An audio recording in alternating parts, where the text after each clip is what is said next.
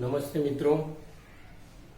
હવે આમ જોવા જઈએ તો ચેપ્ટર 3 માં અગત્યનો એક જ ટોપિક બાકી છે અને એ છે વિદ્યુત ઋણતા. ત્યારબાદનો ટોપિક સેમ 2 માં એટલે કે ચેપ્ટર નંબર 8 માં ઓક્સિડેશન આંક વિશે આવે છે. એની ડિટેલ ભણીશું ત્યારે એ જોઈ લઈશું. તો આમ જોવા જઈએ તો છેલ્લો ટોપિક વિદ્યુત ઋણતા. આ પણ તમારા માટે 12મા સુધી આઈએમપી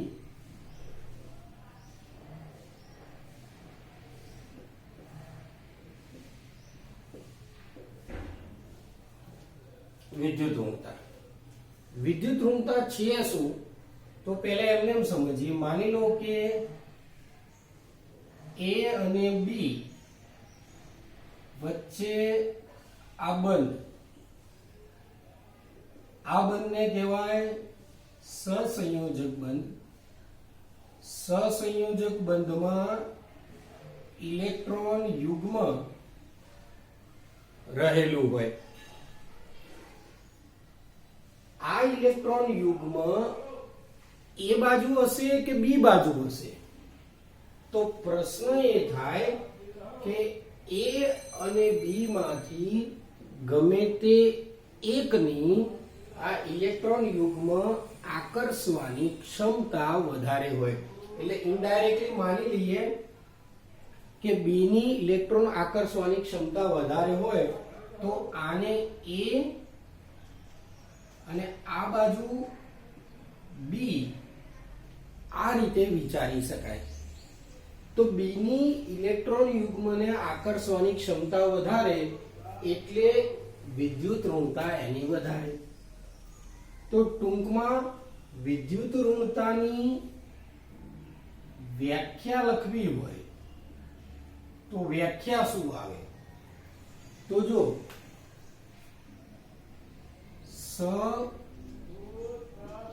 સંયોજક બંધમાં રહેલા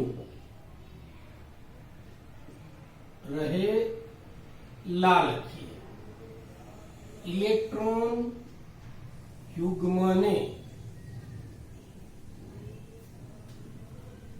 આકર્ષવાની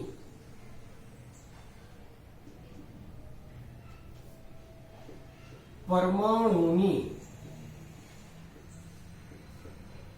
ક્ષમતાના માપને કહે છે. શું કહે છે? તો વિદ્યુત ઋણતા.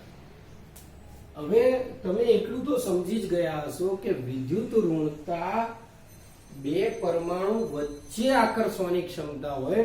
એટલે જેમ પેલામાં હતું ઇલેક્ટ્રોન પ્રાપ્તિ એન્થાલ્પી, આયનીકરણ એન્થાલ્પી, એ ગમે તે એક તત્વની શોધી શકાય. આમાં એવું શક્ય નથી. આમાં આની કમ્પેરિઝનમાં બી ની કેટલી એ રીતે શોધવામાં આવે. તો બી ની સાપેક્ષમાં એ ની વિદ્યુત ઋણતા કેટલી? તો ટૂંકમાં ઇલેક્ટ્રોન પ્રાપ્તિ એન્થાલ્પી કે આયનીકરણ એન્થાલ્પીની જેમ વિદ્યુત ઋણતાનું નિરપેક્ષ મૂલ્ય શક્ય નથી. એટલે વિદ્યુત ઋણતા નિરપેક્ષ ના શોધી શકાય. નિરપેક્ષનો અર્થ એકલું એમ. જેમ નહીં કહેતા મનુષ્યમાં દાખલા તરીકે એક વ્યક્તિને આપણે કહીએ કે આ ઊંચો છે, તો ખરેખર ઊંચો તો બાજુમાં કોઈક નીચું હોય તો ઊંચો હોય, એટલે સાપેક્ષતા કહેવાય. અને આપણે એમ કહીએ કે એની હાઈટ 5.5 ફૂટ 5 ઇંચ છે તો એ નિરપેક્ષ મૂલ્ય થાય. વિદ્યુત ઋણતાનું નિરપેક્ષ એટલે એકલું મૂલ્ય શક્ય નથી. વિદ્યુત ઋણતા નું સાપેક્ષ મૂલ્ય શક્ય છે, એટલે સાપેક્ષ મૂલ્ય. હવે તેમ છતાં વિદ્યુત ઋણતા નક્કી કરવા કેટલાક માપક્રમ શોધાયા. એક કંઈક પાવલિંગ માપક્રમ, લિનસ પાવલિંગ એવું કંઈક માપક્રમ આવે છે. બીજો છે જોફે છે, એનું નામ જોઈ લઈએ.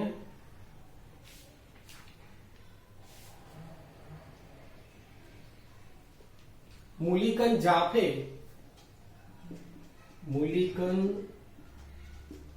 જાફે અને ત્રીજો ઓલરેડ રોચવ. આ ત્રણ માપક્રમ છે. હવે આ ત્રણેય માપક્રમમાં સૌથી વધુ પ્રખ્યાત માપક્રમ પાવલિંગ છે. સૌથી વધુ પ્રખ્યાત માપક્રમ પાવલિંગ છે. તો આ કેટલીક હજી અડધો પ્રશ્ન જેવો બાકી છે. આ કેટલીક બાબતો એ તમે ચેક કરી લો, ત્યારબાદ આગળ બીજો ટોપિક ચલાવીએ.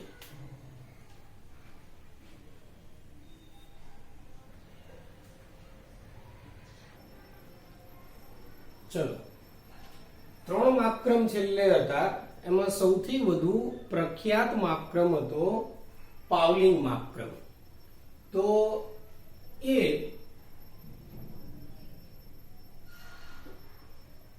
પાવલિંગ માપક્રમ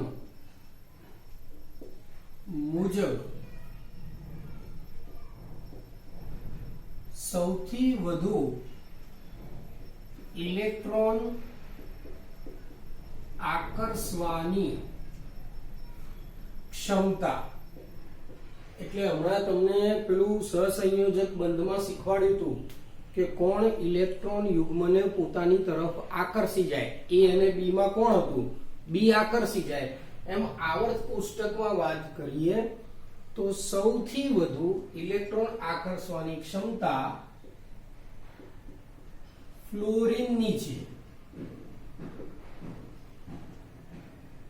લગભગ ફ્લોરીનની વિદ્યુત ઋણતા 4 લેવામાં આવે છે. એટલે ફ્લોરીનની વિદ્યુત ઋણતા 4 એકમ લેવામાં આવે. એ જ રીતે લિથિયમની વિદ્યુત ઋણતા 1 લેવામાં આવે છે.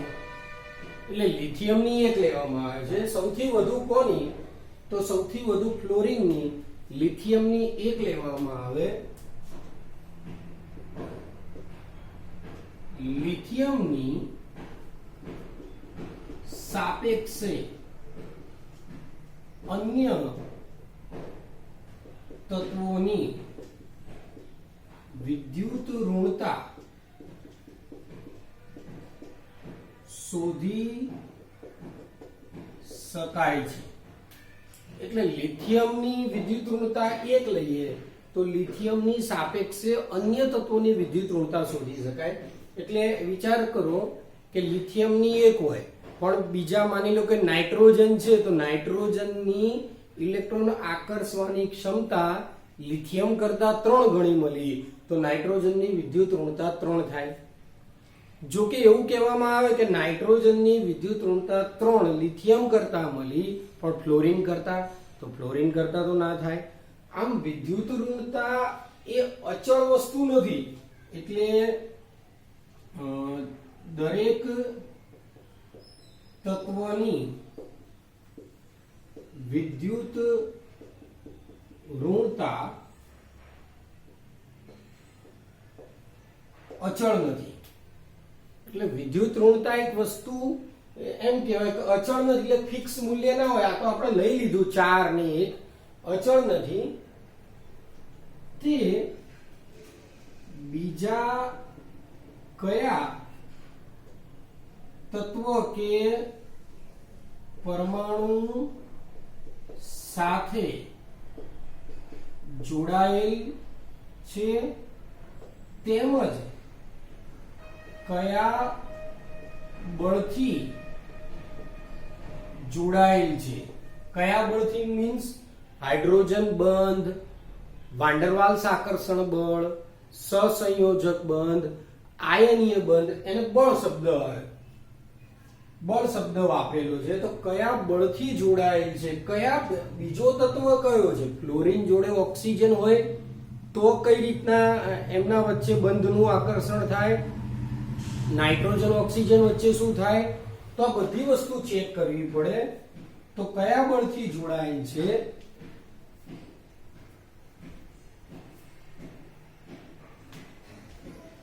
તેને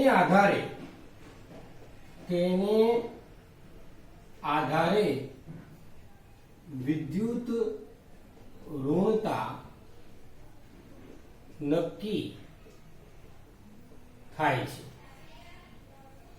તો આ બાબત તમારે વિદ્યુત ઋણતામાં. હવે વિચાર કરો કે આપણે દર વખતે આવર્તી વલણ લઈએ છીએ 3 માં, તો આમાં પણ લઈએ વિદ્યુત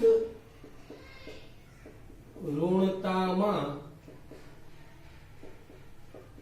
આવર્તી વલણ. જો મિત્રો અગાઉ પણ એકવાર કીધેલું છે અથવા ફરીથી એકવાર કે આવર્તી વલણ એટલે શું, તો આવર્ત કોષ્ટકમાં ડાબીથી જમણી બાજુ આવર્તમાં જાઓ તો શું ફેરફાર થાય, અને સમૂહમાં ઉપરથી નીચે ઉતરો તો શું ફેરફાર થાય, એ આવર્તી વલણમાં આવે. તો વિદ્યુત ઋણતામાં આવર્તી વલણ એટલે શું, તો આવર્ત કોષ્ટકમાં મોટે ભાગે આવર્તમાં ડાબાથી જમણી બાજુ જતા વિદ્યુત ઋણતા વધે છે, અને સમૂહમાં ઉપરથી નીચે તરફ જતા વિદ્યુત ઋણતા ઘટે છે. તમે આ બે મુદ્દાને ફરી એકવાર ચેક કરો કે આપણી જોડે 3 ખેલાડી આવી ગયા. આયનીકરણ એન્થાલ્પી, ઇલેક્ટ્રોન પ્રાપ્તિ એન્થાલ્પી અને વિદ્યુત ઋણતા. મિત્રો ત્રણેયમાં એક જ વસ્તુ આવે છે, ડાબીથી જમણી બાજુ વધે અને ઉપરથી નીચે ઘટે. ત્રણેમાં એક જ વસ્તુ છે. તો આ હવે વિદ્યુત ઋણતા વાળો ટોપિક. તમારે વિદ્યુત ઋણતાનું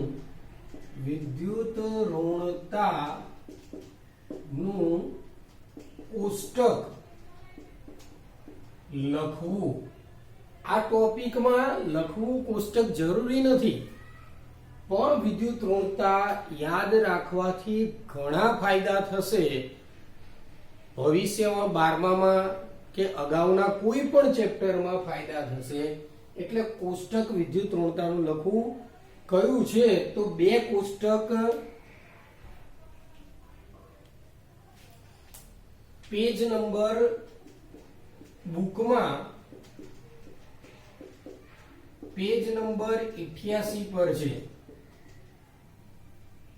બરોબર. આ તમારે એમાંય ઉપરનું એક કોષ્ટક લખવું, ઉપરનું એક લખશો તો પણ ચાલશે, યાદ બંને રાખો તો સારું, બરોબર. તો આ રીતે તમારે વિદ્યુત ઋણતાનો ટોપિક આવે. એટલે વિચાર કરો કે લગભગ આમ જોવા જઈએ તો ચેપ્ટર સંપૂર્ણ અહીંયા પૂર્ણ થાય થિયરિટિકલ. તેમ છતાં એક બે વિડીયો એવા બનાવીશું કે જેમાં તમને MCQમાં કે અમુક નાના નાના પ્રશ્નોનું સોલ્યુશન કરીશું, જેથી તમને ખ્યાલ આવી જાય કે ચેપ્ટરમાં શું છે. અગાઉનું કદાચ કંઈક રહી ગયું હોય તો પણ જાણ કરી દેવી કે આ વસ્તુ બુકમાં નથી આવી. હા, વિદ્યુત ઋણતા પછી જે બુકમાં ટોપિકો છે એ ટોપિકો આપણે ચલાવવાના નથી, કેમ કે એ 8મા ચેપ્ટરમાં આવી જશે બધું, એટલે એને ચલાવવાનો કોઈ અર્થ નથી. તો વિદ્યુત ઋણતા સુધી તમારે તૈયાર કરવાનું રહેશે.